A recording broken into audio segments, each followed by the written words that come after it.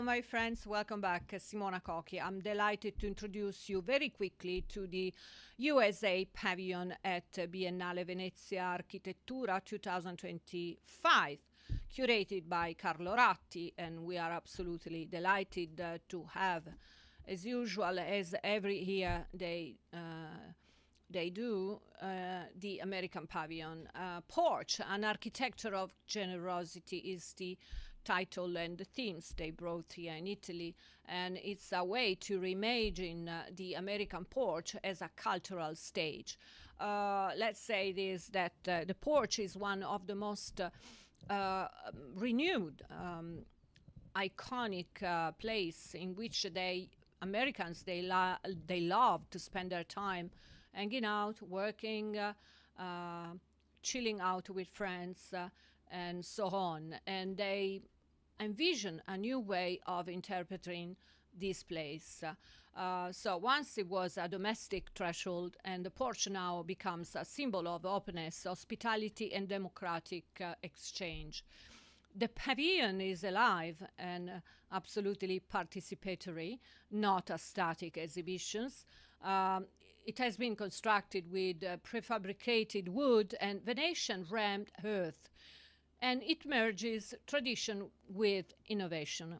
It's, I would say, like for us Italians, is a place like a piazza, terrace, balcony, yeah, and we are absolutely fascinated by the social places, and this is one of example coming from USA that is absolutely fascinated.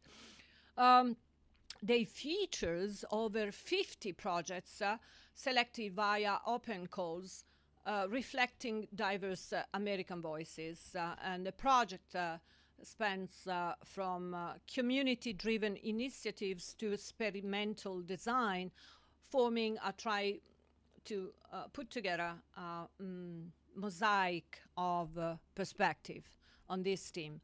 The pavilion shows also how architecture can respond to contemporary global challenges, and the theme is also a solution for the well-being of the people, because hanging together in these times that we are always on the in internet, on the tablets, on the phones, is absolutely pivotal to allow the people to stay together. 5 reasons so to visit the US Pavilion. You can experience a radical reinterpretation of the American porch as a metaphor for inclusivity and generosity. You also see how the use of innovative materials that connect USA traditions with, for instance, Venetian craftsmanship.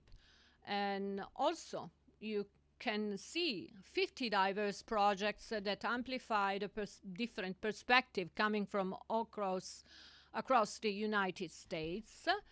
And the most engaging part is the living stage they set up for performances, workshops, and dialogues that involve the public. And this is one of the major,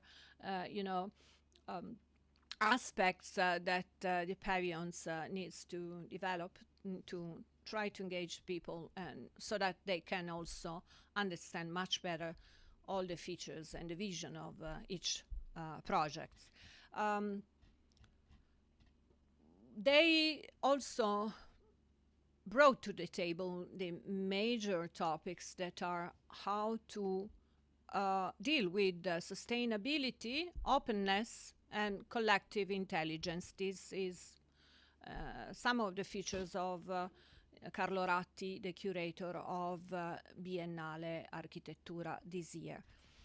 The pavilion is not only about America, but about imagining a more inclusive and sustainability future with different solutions, but also altogether mixing diverse perspectives and cultures. And so to understand in depth how is conceived, and all the actors of this project, I crafted this AI review that you will watch in the upcoming seconds. In the meanwhile, I thank you for your presence, and give me a thumbs up, and see you soon again. And to have more information, just dive into the Biennale Architettura sites and the sections of USA Pavilion. Stay tuned. Simona Cochi, The Italian Way.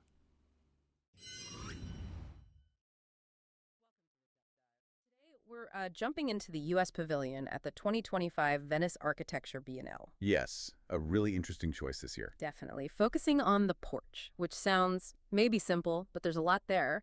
We're going to use that classic journalistic framework, the 5 W's, and who, what, where, when, why, and how to really understand it. And it's important to remember, the Venice Biennale itself is huge on the global stage. These national pavilions are significant platforms. They really shape the conversation around architecture worldwide. Right. So let's start with the what. The exhibition title is Port H, an architecture of generosity. What does that mean exactly? Generosity in architecture. Well, think about it. It's not just walls and a roof. It's about spaces that invite connection, spaces that are social, welcoming. Okay, so the porch as this kind of inherently generous space, social, environmental, hospitable, democratic even. Precisely. The idea is to look at American architecture through that lens: empathy, education. It ties directly into the main Biennale theme, too. Intelligence, natural, artificial, collective. How so? How does a porch connect to, say, artificial intelligence?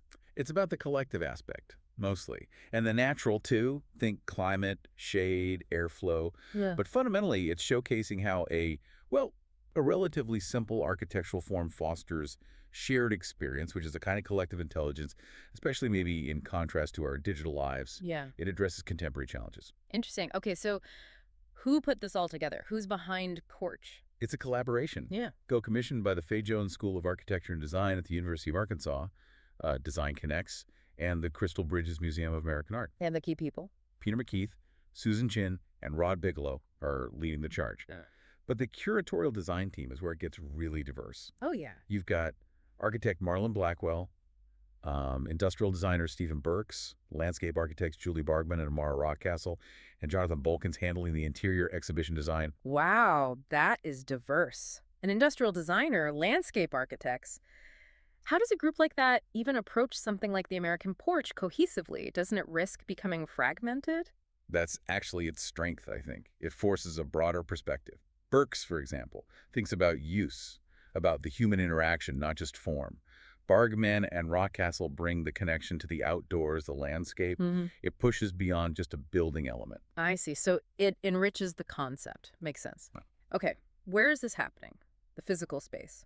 It's in the U.S. Pavilion building itself, within the Giardini della Biennale in Venice. That's a traditional garden area where many national pavilions are located. Then the building itself. It's a neoclassical building, opened way back in 1930. It's managed by the Peggy Guggenheim Collection, working with the U.S. State Department's Bureau of Educational and Cultural Affairs.